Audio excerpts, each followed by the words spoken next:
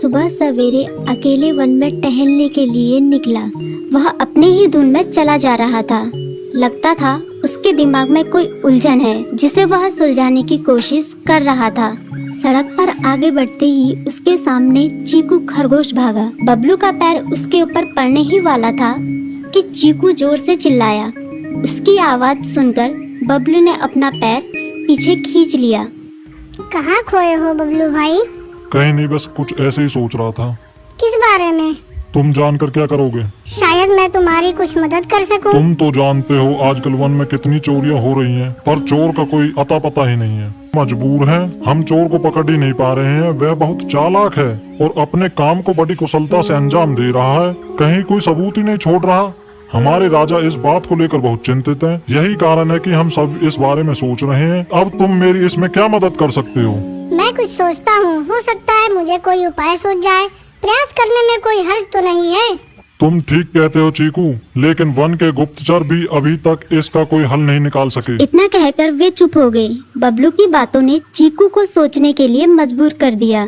चीकू को उदास देखकर बबलू बोला, तुम अपना मन छोटा मत करो। मुझे अच्छा लगा कि तुमने मेरी परेशानी को समझा। कभी मैं भी इस वन के लिए गुप्तचर का काम करता था। एक बार मेरी टांग टूट जाने से मेरे अंदर फुर्ती नहीं रही, तब से मैंने यह काम छोड़ दिया। चीकू, तुम चाहो तो यह काम दोबारा कर सकते हो। वन के प्राणी ज्यादातर दिन में भोजन की तलाश करते हैं, वे रात को आराम करते हैं। तुम दिन रात दोनों में ही भोजन की तलाश में निकल सकते हो सकता है रात को तुम्हें कुछ ऐसी बातों का पता चल जाए जो हमारे काम की हो। हाँ बबलू, तुम ठीक कहते हो। मैं आज रात को वन में घूमकर इस बात का पता करने की कोशिश करता हूँ। थोड़ी देर बातें करके चीकू अपने बिल की ओर बढ़ गया और बबलू अपने रास्ते चला गया। चीकू के दिमाग में अभी तक बबलू की कही बातें घूम रही थी। उसे समझ नहीं आ रहा था वह बबलू की मदद कैसे करे। दिन भर वह उसी उधेड़-बुन में लगा रहा।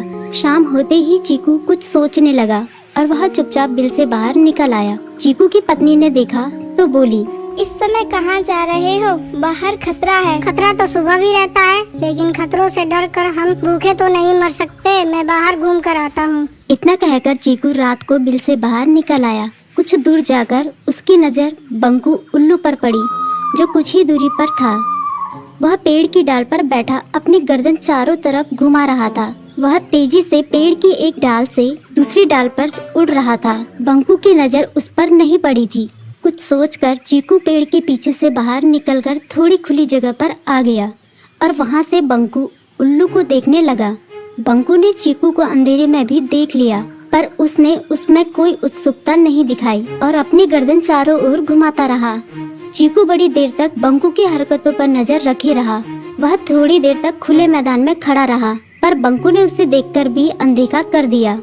उसने महसूस किया कि बंकू के आसपास चमकू चमगादड़ भी मंडरा रहा था। कुछ देर वन में घूमने के बाद चीकू अपने बिल में लौट आया और सुबह होने का इंतजार करने लगा। अगली सुबह बबलू उसी रास्ते में जा रहा था। रास्ते में चीकू उसका इंतजार कर रहा था। आज बड़ी जल्दी आ गए बबलू। हाँ, आजकल मुझे चिंता की वजह से नींद नहीं आती। कोई नई खबर है क्या? यकीन से तो मैं नहीं कह सकता, पर मैं तुम्हें ऐसे प्राणी का नाम बता सकता हूँ जो शायद चोरों की मदद कर रहा है। कौन है वो? बंकू उल्लू। इतना कहकर चीकू ने रात की घटना उसे ज्यों की त्यों सुना दी। इसे सुनकर बबलू का माथा ठनका। बबलू की आंखें चौंधिया गई। तुम ठीक कह रहे हो, मुझे आज रात बंकू और चमकू पर नजर रखनी होगी। इतना कहकर वे दोनों अपने अपने रास्ते चले गए। बबलू रात को अपने अंक की लोमड़ के साथ पकड़ लिया। बबलू ने सख्ती से पूछताछ करनी शुरू कर दी। तुम इस समय बंकू चमकू के साथ क्या कर रहे हो? हम चारों दोस्त हैं, इसलिए साथ बैठकर बातें कर रहे हैं। चमगादड़ और उल्लू की दोस्ती तो समझ में आती है, पर लोमड़ के साथ दोस्ती कैसे हो सकती है? सख्ती से पूछने पर दोनों ने अपना जुर्म कबूल कर लिया और सभी चोरियों के बारे में बताया जो उन्होंने कुछ दिन पहले वन में की थी। बबलू ने उनके चोरी का सारा सामान भी बरामद कर लिया। बंकू और चमकू को अभी तक समझ में नहीं आ रहा था कि वो इतनी आसानी से कैसे पकड़ में आ गई।